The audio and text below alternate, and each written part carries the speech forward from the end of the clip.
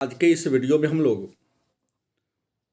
12वीं कक्षा के अर्थशास्त्र विषय के चैप्टर संख्या 29 जिसका नाम है विदेशी विनिमय दर, इस पाठ से पूछे जाने वाले महत्वपूर्ण लघुत्तरीय और दीर्घोत्तरीय प्रश्नों पर परिचर्चा करेंगे। पहला प्रश्न है, विदेशी विनिमय दर क्या है, इसके कितने प्रकार हैं। विदेशी विनिमय दर क्या है, इसके कितने प्रकार हैं। आपका उत्तर होगा, विदेशी विनिमय दर वह दर है जिस पर एक देश की एक मुद्रा इकाई का दूसरे देश की मुद्रा में विनिमय किया जाता है। मतलब एक देश की मुद्रा के एक इकाई का दूसरे देश के मुद्रा के साथ जिस दर पर अदला बदली किया जाता है, विनिमय किया जाता है, उसी को हम विदेशी विनिमय दर कहते हैं। इसके दो प्रकार हैं, स्थिर विनिमय दर और लोचपूर्ण विनिमय दर। दूसरा प्रश्न है, स्थिर विनिमय दर क्या है, या स्थिर विनिमय दर से आप क्या समझते हैं। आपका उत्तर होगा, स्थिर विनिमय दर वह दर है जिसका निर्धारण सरकार के द्वारा किया जाता है।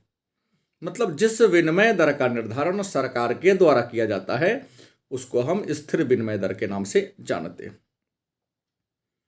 तीसरा प्रश्न है, लोचपूर्ण विनिमय दर क्या है। उत्तर होगा, लोचपूर्ण विनिमय दर वह दर है जिसका निर्धारण बाजार के शक्तियों के द्वारा किया जाता है। मतलब जिस विनिमय दर का निर्धारण बाजार की शक्तियों के द्वारा किया जाता है उसको हम लोचपूर्ण विनिमय दर के नाम से जानते हैं। चौथा प्रश्न है, स्थिर विनिमय दर के गुण को लिखें। आपका उत्तर होगा, स्थिर विनिमय दर के प्रमुख गुण निम्नलिखित हैं। नंबर 1, इससे अंतर्राष्ट्रीय व्यापार में वृद्धि होती है, इससे विदेशी पूंजी को प्रोत्साहन मिलता है, इससे पूंजी निर्माण में वृद्धि होती है, इससे आर्थिक नियोजन संभव होता है, यह भुगतान संतुलन को बनाए रखने में सहायक है। और पांचवा प्रश्न है, स्थिर विनिमय दर के अवगुण मतलब हानि को लिखें। स्थिर विनिमय दर के अवगुण यानी हानि को लिखें। आपका उत्तर होगा, स्थिर विनिमय दर के दोष या अवगुण निम्नलिखित हैं। नंबर 1, इसमें राष्ट्रीय हितों की अवहेलना की गई है। इसमें राष्ट्रीय हितों की अवहेलना की गई है। दूसरा, यह अनेक क्षेत्रों पर नियंत्रण के लिए पर्याप्त नहीं है। तीसरा, इसके द्वारा विनिमय दर में आकस्मिक उच्चावचन आ जाता है। छठा प्रश्न है, लोचपूर्ण विनिमय दर के गुण को लिखें। लोचपूर्ण विनिमय दर के गुण को लिखें। आपका उत्तर होगा, लोचपूर्ण विनिमय दर के गुण निम्नलिखित हैं। नंबर 1, यह सरल प्रणाली पर आधारित है। नंबर 2, इसमें सतत समायोजन का गुण पाया जाता है। नंबर 3, इसके द्वारा भुगतान संतुलन में सुधार आता है। नंबर 3, इससे संसाधनों का कुशलतम प्रयोग होता है। सातवां प्रश्न है, लोचपूर्ण विनिमय दर के दोष को लिखें।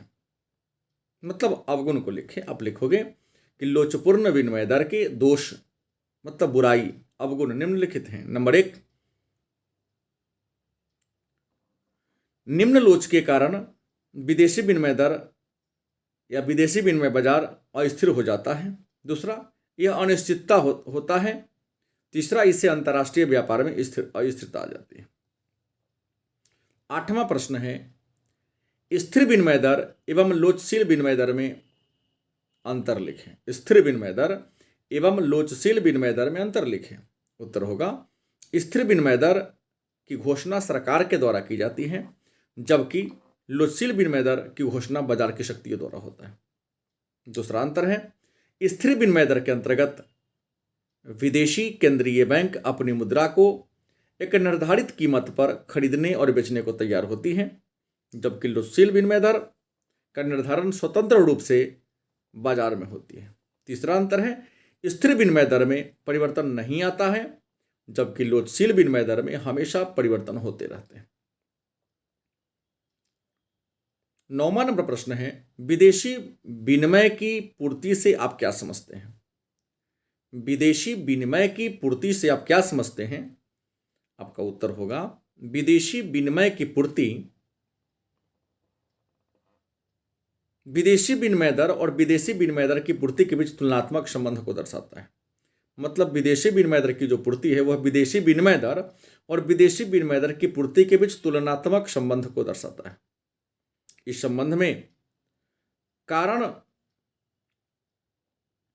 संबंध के कारण विदेशी विनिमय दर और पूर्ति की मात्रा में प्रत्यक्ष संबंध होता है। अर्थात विनिमय दर बढ़ने पर विदेशी मुद्रा की पूर्ति बढ़ती है और विनिमय दर कम होने पर विदेशी मुद्रा की पूर्ति कम हो जाती है। 10वां प्रश्न है, संतुलित विनिमय दर का निर्धारण कहाँ होता है? संतुलित विनिमय दर का निर्धारण कहाँ होता है? उत्तर होगा संतुलित विनिमय दर का निर्धारण वहां होता है जहां विदेशी विनिमय दर की कुल मांग वक्र डीडी तथा कुल पूर्ति वक्र एसएस एक दूसरे को ई बिंदु पर काटते हैं। और 11वां नंबर प्रश्न है, हाजिर बाजार अथवा चालू बाजार क्या है? हाजिर बाजार अथवा चालू बाजार क्या है? उत्तर होगा विदेशी विनिमय दर से संबंधित वह बाजार जहां केवल चालू लेन देन किया जाता है। विदेशी विनिमय दर से संबंधित वह बाजार जहां केवल चालू लेन देन किया जाता है उसे ही हाजिर बाजार के नाम से या चालू बाजार के नाम से जानते हैं। और अंतिम प्रश्न है, वायदा बाजार क्या है या वायदा बाजार से आप क्या समझते हैं? आपका उत्तर होगा विदेशी विनिमय से संबंधित वह बाजार जिसमें भविष्य में किसी तिथि पर लेन देन पूरा होने के आधार पर कारोबार किया जाता है, वायदा बाजार कहलाता है। तो ये रहा 12वीं कक्षा के अर्थशास्त्र विषय के चैप्टर संख्या 29 के महत्वपूर्ण प्रश्नोत्तर। धन्यवाद।